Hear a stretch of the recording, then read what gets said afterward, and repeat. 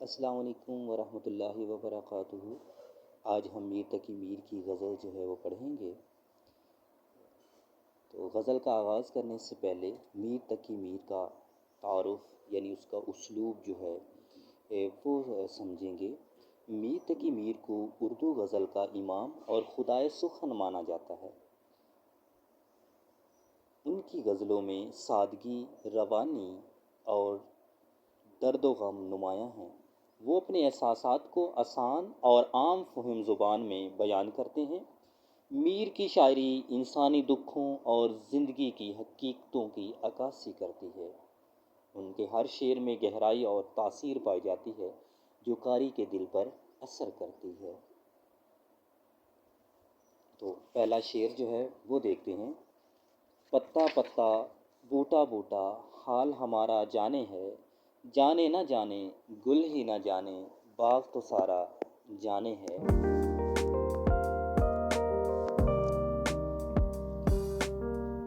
میر تقی میر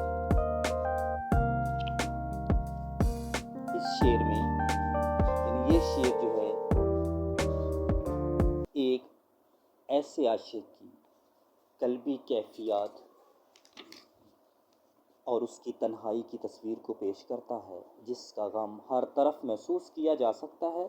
شاعر کا یہ احساس ان کے دکھ کی گہرائی اتنی زیادہ ہے کہ فطرت کی خاموش چیزیں بھی اس سے آگاہ ہیں، لیکن محبوب کی بے حسی اسے مزید تکلیف دیتی ہے۔ ظاہری بات ہے کہ جس سے انسان کو لگاؤ ہو، محبت ہو، تو انسان اس سے جو ہے اپنا دکھ درد جو ہے غم جو ہے وہ بانٹتا ہو، جس سے وہ بھی اس کے حال سے آگاہ نہ ہو، تو یہ درد جو ہے وہ اس کے لیے ناقابل برداشت ہوتا ہے۔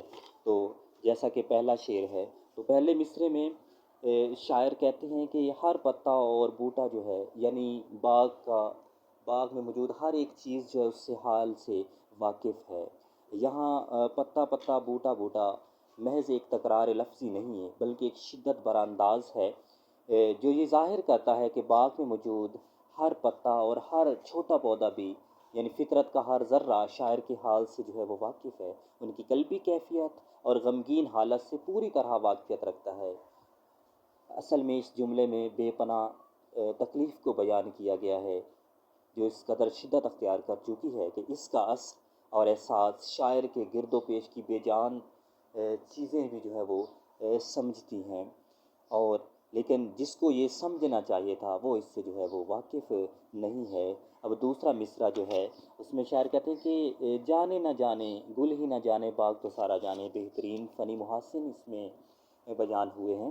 تو دوسرے مصرعے میں شاعر کہتے ہیں کہ صرف گل ہی ان کے حال سے بے خبر ہے، یعنی ہر چیز اس کے بارے میں جانتی ہے، یعنی اس کے دکھ درد تکالیف سے ہر شخص جو ہے وہ واقف ہے، ہر چیز واقف ہے، لیکن جس کو جاننا چاہیے تھا یعنی محبوب جو ہے وہ اس سے واقف نہیں ہے، بے خبر ہے، جبکہ سارا باغ ان کی حالت جانتا ہے۔ یہاں گل یعنی پھول جو ہے وہ استعارہ کس کے لیے؟ محبوب کے لیے ہے، اور یہ استعارہ محبوب کی خوبصورتی، اس کی نزاکت اور توجہ کا مرکز ہونے کی علامت ہے۔ اور شاعر فرماتے ہیں کہ یہ کتنی حیران کن بات ہے، بڑے دکھ والی بات ہے کہ میرا گل یعنی میرا محبوب جس کے عشق میں یہ سارا دکھ اٹھایا جا رہا ہے وہی میرے حال سے جو ہے وہ واقف نہیں ہے۔ جس طرح کہتے ہیں نا کہ اذیت مصیبت ملامت بلائیں تیرے عشق میں ہم نے کیا کیا نہ دیکھا، تو یہ ساری چیزیں جس کے لیے برداشت کی جا رہی ہیں وہ اس سے واقف نہیں، اور پھر جان بوجھ کر بے خبر بنا ہوتا ہے۔ اس کے برعکس باغ تو سارا جانے ہے، یعنی اس پوری دنیا میں